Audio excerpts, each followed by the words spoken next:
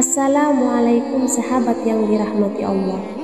Allahumma salli wa sallim wa barik ala nabiyyina wa habibina Muhammad wa ala alihi wa sahbihi wa barik wa sallim ajmain. Bismillahirrahmanirrahim. Sahabatku para pencinta sejarah Islam yang dirahmati Allah Subhanahu wa ta'ala, senang sekali bisa berjumpa kembali dalam keadaan sehat walafiat. Semoga dengan menyimak video ini senantiasa Allah memberikan rahmat dalam kesehatan, berkah umur dan bahagia.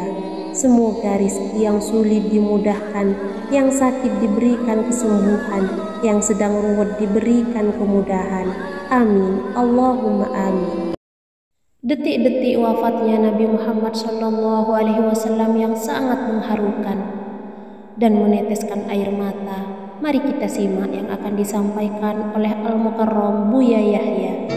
Kemudian setelah itu malaikat Jibril setelah memberikan kabar gembira bahwasanya umat Nabi Muhammad sudah dapat jaminan surga, kemudian Nabi Muhammad menyerahkan kepada malaikat Israel. Sebab waktu itu malaikat Israel sudah berada di rumah Rasulullah, yang semula malaikat Jibril ngobrol dengan Rasulullah, lalu malaikat Jibril berkata, "Ya Rasulullah, di depan ada malaikat Israel mau masuk." Kata Rasulullah, "Boleh masuk, silakan." Kemudian malaikat Israel mengucapkan salam, dan setelah mengucapkan salam, malaikat Israel menawarkan, "Ya Rasulullah, aku disuruh oleh Allah untuk mencabut nyawamu atau membiarkan engkau." Dalam riwayat, aku disuruh oleh Allah untuk memberikan pilihan kepadamu, al-baqa' fid dunya, tetap di dunia, atau ar-rafiqal a'la, atau dengan Allah. Nabi Muhammad menjawab, ar-rafiqal a'la, dengan Allah. Kemudian setelah itu Nabi Muhammad berdoa agar umatnya selamat. Setelah ada jaminan umatnya selamat, malaikat Israel, "Sudahlah, cabut nyawaku kalau memang sudah waktuku." Mulailah Nabi Muhammad dicabut nyawa beliau oleh malaikat Israel. Dan di saat Nabi Muhammad mulai dicabut nyawa beliau oleh malaikat Israel, Nabi Muhammad mengatakan, mahadha, apa ini wahai Israel?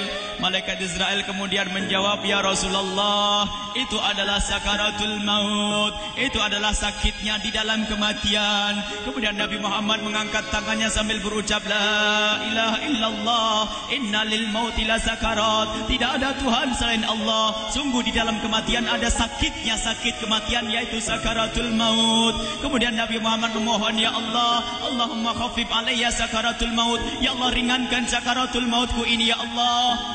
Dijawab oleh malaikat Israel, "Ya Rasulullah, itu sudah aku ringankan 70 kali."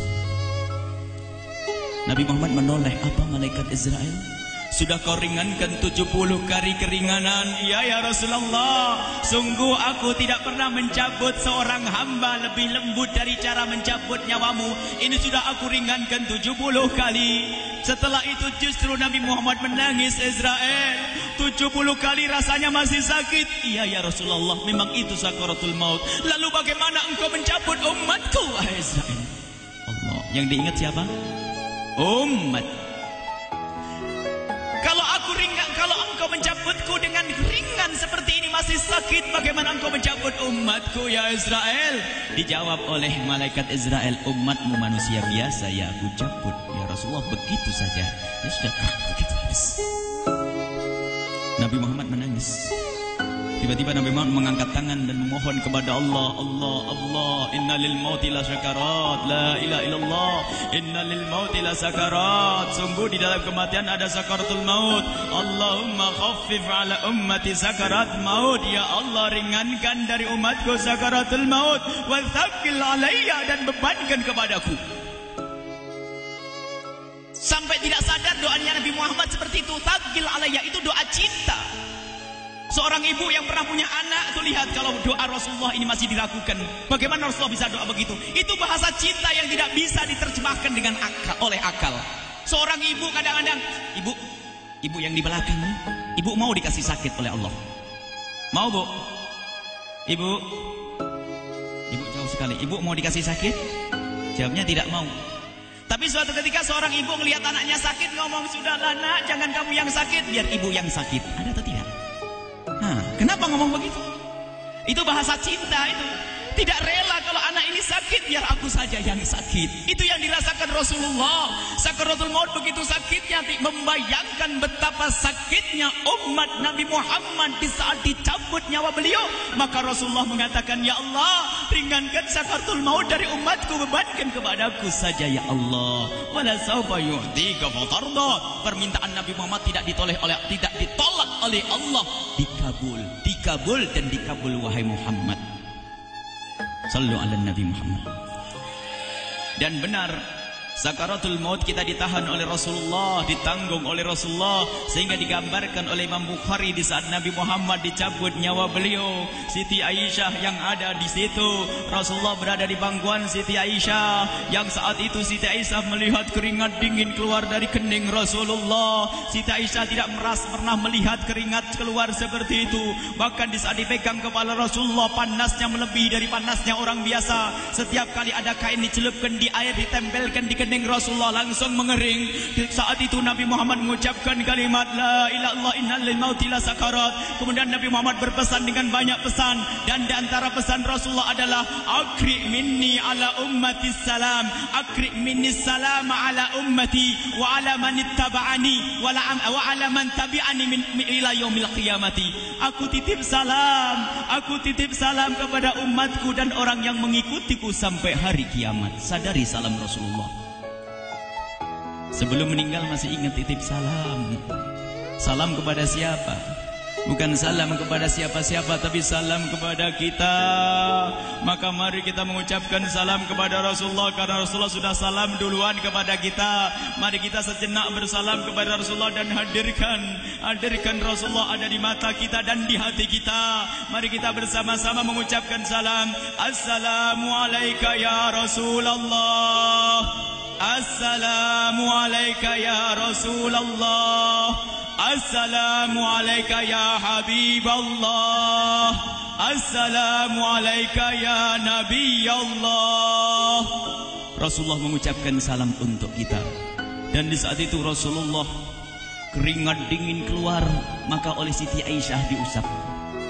Oleh Siti Aisyah diusap, bayangkan saat itu Nabi Muhammad di pangkuan Siti Aisyah dan diusap oleh Siti Aisyah. Siti Aisyah berkata, keringat Rasulullah mengucur deras hingga aku usap, dan aku usap dengan tangannya Rasulullah.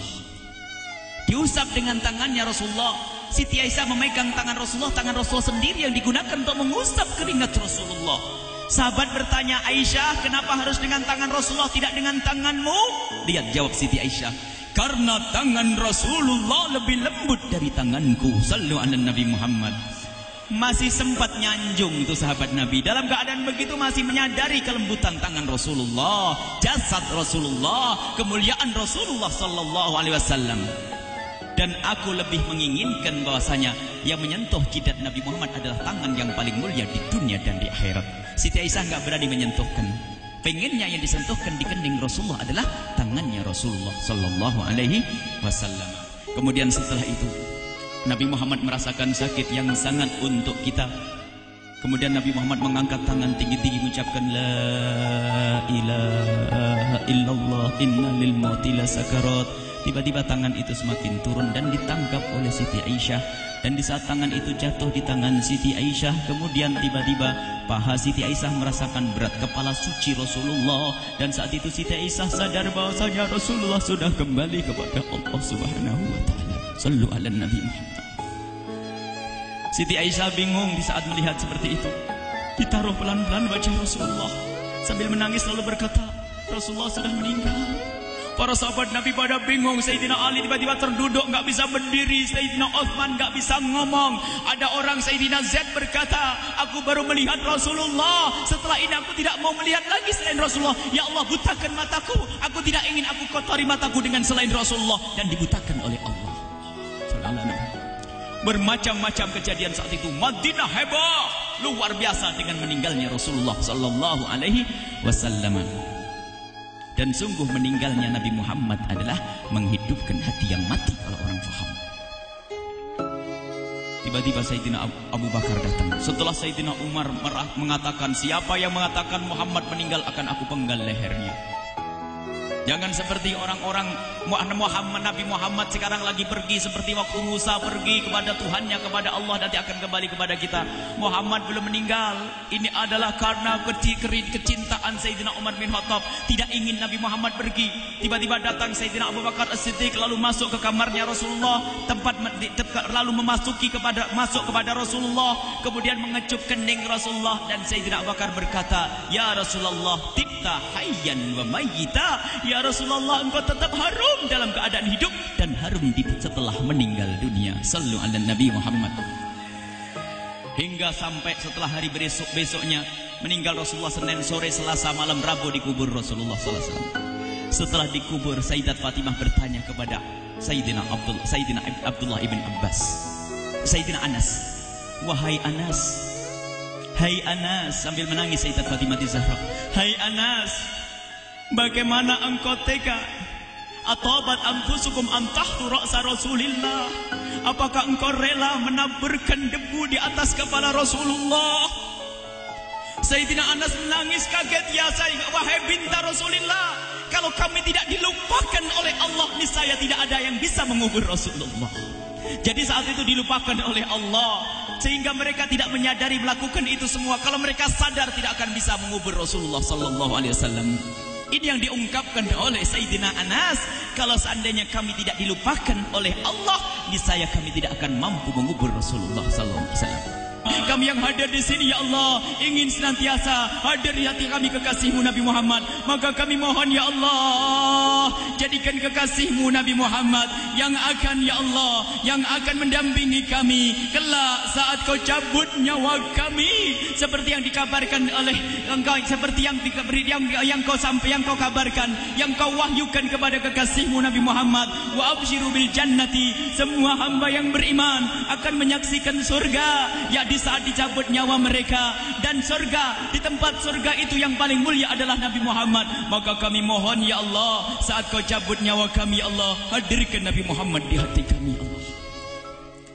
Dan kami mohon, ya Allah, saat di alam barzah nanti, ya Allah, saat yang sangat mengerikan itu, ya Allah, kami mohon hadirkan kekasih-Mu Nabi Muhammad, sehingga kami tidak takut dan gentar lagi dengan malaikat mungkar nakir.